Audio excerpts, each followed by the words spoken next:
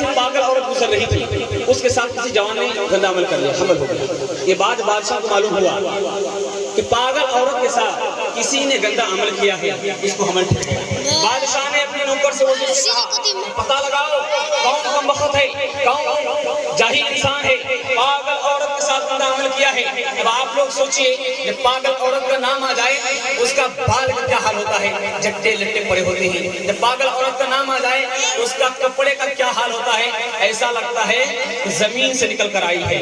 اور جب پاگل عورت کا نام آ جائے اس کے بدبو کا کیا حال ہوگا، خوشبو ہوگی، بدبو ہوگی، ایسا لگتا ہے پاخانے کے گٹر کو کھول دیا گیا ہو۔ اس پاگل عورت کے ساتھ کسی جوان نے گندا عمل کیا۔ وزیر کو 3 دن کا ٹائم ملا، وہ ایک ہی دن میں پتہ لگا کر چلا گیا کہ حضور پتہ چل گیا کہ کون ہے۔ کہا کہ کوئی اور نہیں ہے، آپ کے دربار کا منشی ہے۔ کہا کہ میرے دربار کا منشی کیسے ہو سکتا ہے؟ کہا بلا کر پوچھ لیجئے۔ بادشاہ نے اس منشی کو بلایا، کہا اے منشی تم نے اس عورت کے ساتھ گندا عمل کیا ہے، اگر سچ بولو گے جان بھی بچ جائے گی، نوکری بچ جائے گی، اگر جھوٹ بولو گے جان بھی جائے گی، نوکری بھی چلی جائے گی۔ منشی نے قرار کر لیا کہ ہاں میں نے اس عورت کے ساتھ گندا عمل کیا ہے۔ بادشاہ نے اس نوکر کو اس کو خبر دینے کے لیے پوچھا تھا، حکم دیا تھا۔ بادشاہ نے اس وزیر کے ماتھے پر بوسہ دیا کہ یار میں نے تمہیں 3 دن کا وقت دیا، تم ایک ہی دن پتہ لگا کر آ گئے، تم نے کیسے پتہ کیا؟ کہا کہ حضور میں نے آنکھ سے نہیں دیکھا لیکن میں نے تجربہ کیا۔ تجربہ کیا؟ کیسے تجربہ کیا؟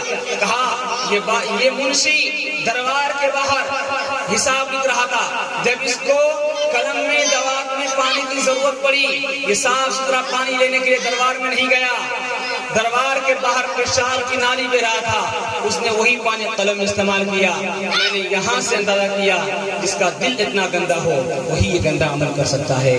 نہ ہو نا امید نہ امیدیں زوال علم و عرفان میں، نہ ہو نا امید نہ امیدیں زوال علم و عرفان میں، نہیں تیرا نشیمن بس سلطانی کے گنبد پر، نہ ہو نا امید نہ امیدیں زوال علم و عرفان میں، امید مرد مومن ہے خدا کے رازدانوں میں، نہیں تیرا نشیمن بس سلطانی کے گنبد پر، تو شاہی ہے بسیرا کر پہاڑوں کی چٹانوں میں۔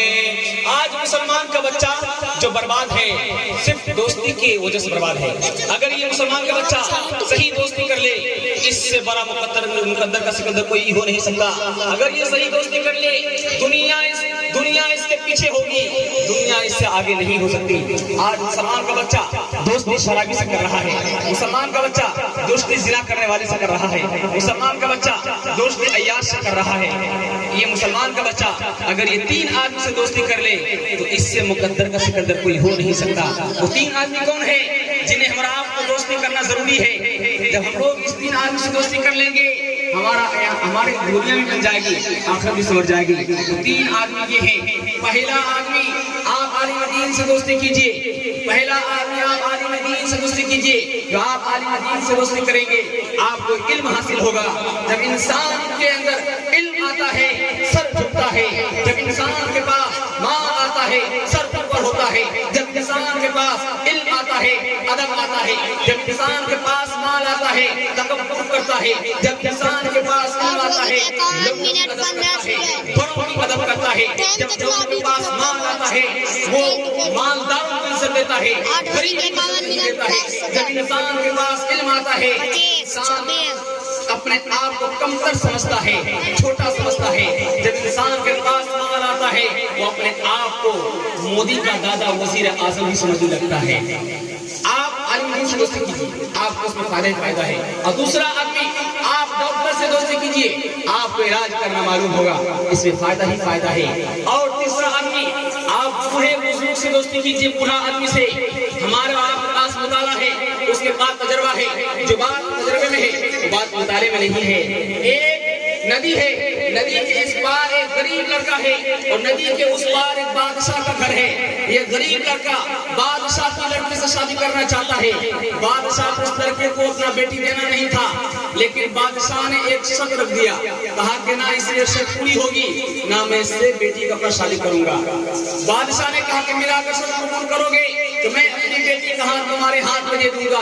کہا کہ بتاؤ آپ کی شرط کیا ہے؟ کہا کہ تمہارے سامنے نبی ہے، اس کو دودھ سے بھر دو اور میں اپنی بیٹی کو تمہارے ہاتھ دے دوں گا۔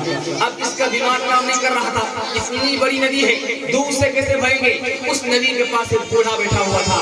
بوڑھے نے کہا بیٹا پریشان نظر آ رہے ہو، پریشان حال نظر آ رہے ہو، کیا بات ہے؟ کہا حضور، کہا کہ بڑی میں کیا بتائیں، یہ جو بادشاہ ہے اس کی بیٹی سے میں شادی کرنا چاہتا ہوں، لیکن بادشاہ نے شرط رکھ دیا ہے۔ کون سا شرط ہے؟ کہا کہ بادشاہ کا شرط یہ ہے کہ جو سامنے ندی ہے اس کو دودھ سے مجھے بھرنے کے لیے بول رہا ہے، تبھی وہ مجھے بیٹی دے پائے گا۔ بوڑھے نے کہا مسئلہ بالکل آسان ہے، تم قبول کر لو اس کی وہ تم قبول کر لو، لیکن بادشاہ کو یہ بولنا تمہارا شرط مجھے منظور ہے۔ کہا کہ بڑے میاں اتنا خطرناک یہ شرط ہے، یہ شرط ہم سے کیسے پورا ہوگا؟ کہا کہ جب بادشاہ کے پاس جانا، بادشاہ سے یہ بولنا کہ تم اپنا پانی نکال لو، اپنا دودھ بھر دوں گا، اس کی نانی مر جائے گی، کہیں پانی خالی نہیں کر پائے گا، اس لیے آپ بوڑھے سے دوستی کیجیے۔ آپ بوڑھے سے دوستی کریں گے، آپ داڑھی ایسے نہیں پکتی، دھوپ میں داڑھی نہیں پکتی ہے، بہت ٹھوکر کھا کے داڑھی پکتی ہے۔ آج مسلمان کا بچہ آپ جائزہ لیجیے، آپ سماج میں ہیں، آپ جائزہ لیجیے، IAS کی نوکری مسلمانوں کی کتنی ہے؟ 100 میں 2.98 گول ہے۔ پولیس کی نوکری مسلمانوں کی کتنی ہے؟ 100 میں 2.98 گول ہے۔ اور آفیسر میں مسلمانوں کی نوکری کتنی ہے؟ 100 میں 2.98 گول۔ سرکاری ماسٹر پڑھانے والے اسکول میں مسلمان کتنے ہیں؟ 100 میں 2.98 گول۔ آپ کو سن کر کے حیرت ہوگی، مدرسہ میں قرآن اور حدیث کی تعلیم کرنے والے مسلمان کا بچہ کتنا ہے؟ 100 میں 5.95 گول۔ اگر سب کے سب ہر لائن میں ہوتے، سب کے سب یہ بچہ مسلمان کا پڑھتا، دنیا سے آگے ہوتا، دنیا اس سے پیچھے ہوتی۔ اس لیے آپ اپنے بچوں پر ایک احسان کیجیے، جب تک آپ زندہ رہیں گے آپ کا بچہ اپنے احسان کو یاد کرتا رہے گا۔ آپ جاہل ہیں، کوئی فرق نہیں پڑتا، آپ اپنے بچے کو اچھا کھانا کھلائیں گے وہ بھول جائے گا، اچھا کپڑا پہنائیں گے وہ بھول جائے گا، اچھا مکان مالا بنا کے دیں گے وہ نشے میں جوئے برباد کر دے گا۔ خود جاہل ہیں، اپنے بچے کو جاہل نہیں رہیں گے۔ آپ کا بچہ آپ کے احسان کو یاد کرتا رہے گا۔ اور اللہ فرماتا ہے جب تم اپنے بچے کو قرآن حدیث کی تعلیم دے دو گے، جب تمہارا انتقال ہو جائے گا، یہی بچہ اگر تمہارے قبر کے اوپر کھڑا ہو کر کتنا پڑھ دے گا؟ الحمدللہ رب العالمین الرحمن الرحیم۔ اللہ حساب کتاب کرنے والے فرشتوں سے کہتا ہے اے میرے فرشتے واپس ہو جاؤ۔ فرشتے فرماتے ہیں اللہ بہت گنہگار ہے۔ اللہ فرماتا ہے کہ میں اس گنہگار بندے کا حال، اس گنہگار بندے کو دیکھ رہے ہو، میں اس گنہگار بندے کا قبر کے اوپر کا حال دیکھ رہا ہوں، اس کی اولاد مجھے رحمان اور رحیم کہہ کر پکار رہا ہے، بھلا میں اس کو سزا کیسے دے سکتا ہوں؟ آپ بھوکا رہ کر کے اپنے بچے کو پڑھائیے، آپ سر پر کفن باندھ کر کے اپنے بچے کو پڑھائیے، آپ زمین جائیداد کو بیچ کر کے اپنے بچے کو پڑھائیے، پھر آپ دیکھیے گا آپ ادھر سے بھی ترقی کریں گے، ادھر سے بھی ترقی کریں گے۔ انشاءاللہ وعدہ لیجیے، انشاءاللہ اپنے بچے کو پڑھائیں گے، قرآن حدیث کی تعلیم دیں گے، ہاں ٹھیک ہے انشاءاللہ۔